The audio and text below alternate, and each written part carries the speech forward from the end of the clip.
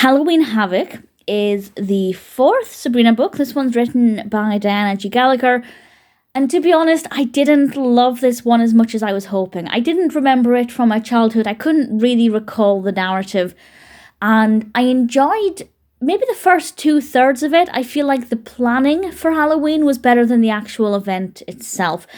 And obviously we have a season 1 photo there. And I did wonder if it was just going to be a novelization. Very, very shiny, please forgive the glare. A novelization of the season 1 Halloween episode. It isn't. It is actually mentioned, though. The whole streaking incident is touched upon, so I like that continuity aspect. But Sabrina's actually trying to have a Halloween party. Here's the back of the book if you want to read the description. And Hilda is all for it, but Zelda... Please forgive my cat. Zelda isn't really wanting a Halloween party, but Sabrina manages to convince her, and a lot of it is about the planning, but Libby has plans to make sure that it's an absolute disaster. And I'll say no more about the specifics, because if you're a Sabrina fan, obviously I do recommend it, but compared to some of the others, maybe not as much. There we have, of course, a lovely photo of Harvey and Sabrina. And the reason I didn't really care for the actual party, I'd say the party takes about the final third of the book, maybe a little bit more than that. And I just feel like the events at the party weren't that interesting. It was very chaotic. There was a lot going on, but I just didn't find any of it that fascinating. Maybe if I was younger, I would. But generally with the Sabrina books, my age doesn't affect my enjoyment. And there are some things that I liked about it, but the only other thing I didn't care for, I didn't think was a good idea, was at one point Sabrina has to take some children trick-or-treating. I won't go into the context, but she takes these kids trick-or-treating, and it just felt really unnecessary and like padding that I really didn't care for, and it wasn't very realistic. So there are several things in this, and a few other small things that I just don't think was the best decision.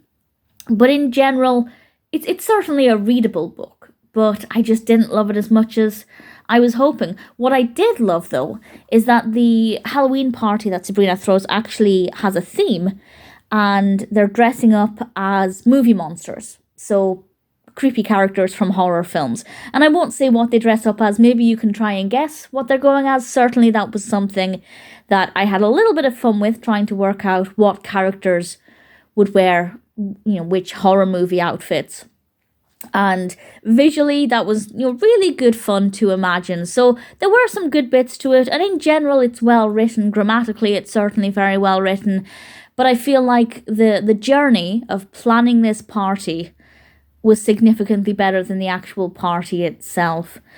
And I think maybe part of that as well is that there are a lot of characters at the party, people from Sabrina's school, who we've never met in the TV series, who we've never really met in the book series. So it's kind of hard to visualize these characters and imagine them all there.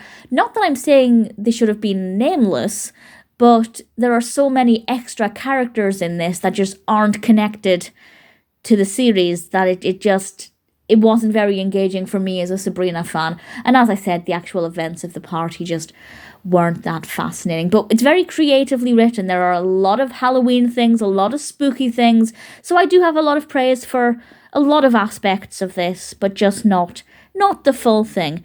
Nevertheless, if you're a Sabrina fan, it's still obviously worth reading. And for younger children, I'd say, I'm not entirely sure what the target audience is, but I think it's about 7 to 12. Which would have been the age I was when I first read it. And we have relatively short chapters. I think there are 14 chapters, if I'm not mistaken, with a nice writing size and vocabulary that I think is pretty good for the target audience. So, in general, really enjoyed 2/3 of it. Didn't love the final third, but at the same time, it's Sabrina. So, I liked it to at least a decent extent. I love the cover. Absolutely love the cover design.